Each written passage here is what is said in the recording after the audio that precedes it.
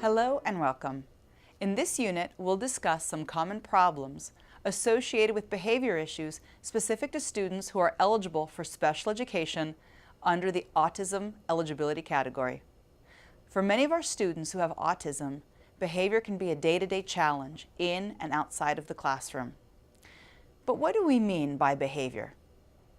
Behavior can encompass many different actions. For example, a student may have difficulty staying on task, have difficulty complying with directions from the teacher, run away from the classroom, which is frequently referred to as eloping from the classroom, or exhibit aggressive behaviors such as hitting or biting others. All of these actions are examples of behavior that may cause a student to lose focus on their education. Without the proper services and supports, these behaviors can cause a severe disruption in a child's education. So what can a parent do? In order to receive services, a parent should request an assessment to show that the student needs additional services or supports in order to manage their behavior.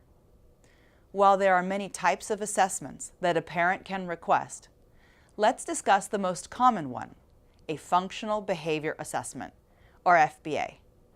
FBAs are frequently conducted by psychologists, special education teachers with behavior training, or behavior specialists that may be board-certified behavior specialists.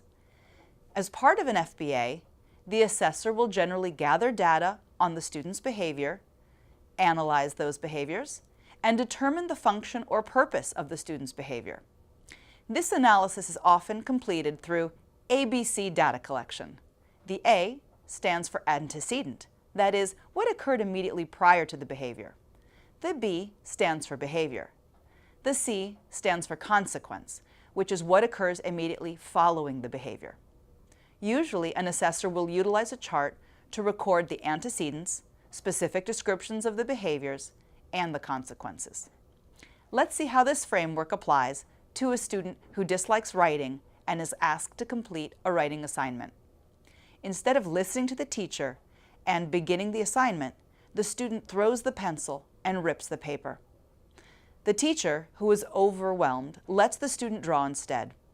Here, the antecedent is asking the student to complete a writing assignment. The behaviors include throwing the pencil and ripping the paper, and the consequence is that the student is permitted to draw.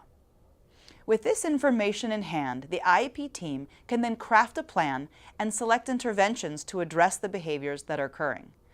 It appears that the primary function, or reason for the behavior here, is escape or avoidance of the writing task. Knowing that this is the function of the behavior, this information will guide the IEP team. In selecting interventions, it's crucial that these interventions are positive. Federal law states that in developing a child's IEP, the IEP team must consider the use of positive behavioral interventions and supports and other strategies to address when a child's behavior impedes their learning or that of others.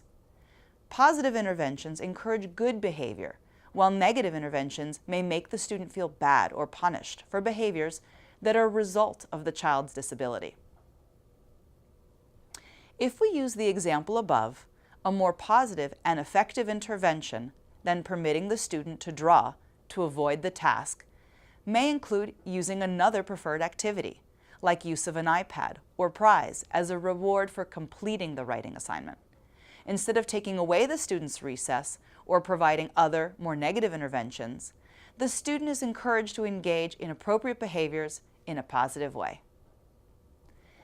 Based on this assessment, the IEP team can select goals, services, and supports to reduce the unwanted behaviors. These interventions may be included in a behavior support plan in the IEP. A behavior support plan also contains at least one behavior goal and is aimed at reducing negative behaviors by providing the student with opportunities to reduce or replace negative behaviors with other actions. For example, a behavior support plan can include something that says that a student can request a break if they feel overwhelmed, or, particularly for students with autism, they may need a break to engage in physical activity like walking, running, or swinging that will regulate their body and address their sensory needs. A student with more significant behaviors, particularly unsafe behaviors, may have more than a behavior support plan. A student who needs more continual and ongoing support may have related services in the other area of behavior. One type of related service in the area of behavior is the service of a one-to-one behavioral aide, which is a person who works directly with the student for all or part of the day. This behavioral aide may have specialized training in a particular intervention, like applied behavior analysis, or ABA.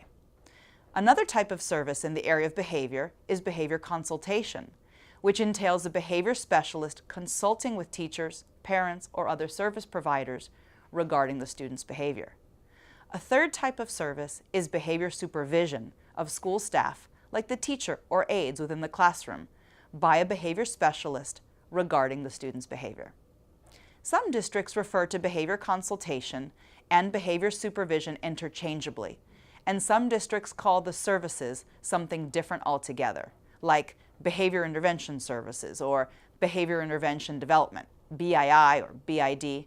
Regardless of what the service is called, the behavior specialist should frequently observe the student and identify additional strategies as needed based on continued data collection. These more intensive behavior services could also be identified through a functional behavior assessment.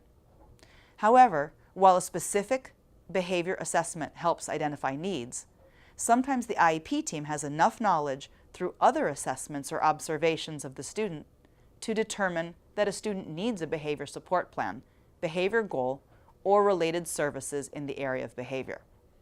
Remember, the key here is to identify what services and supports can help a student's behavior, and to address the behavior in a way that is positive and not negative.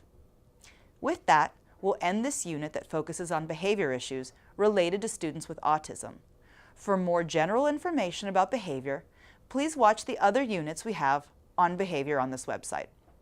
You can access our toolkit online and read Chapter 17 on behavior and discipline for more information. Well, thanks for joining us, and goodbye for now.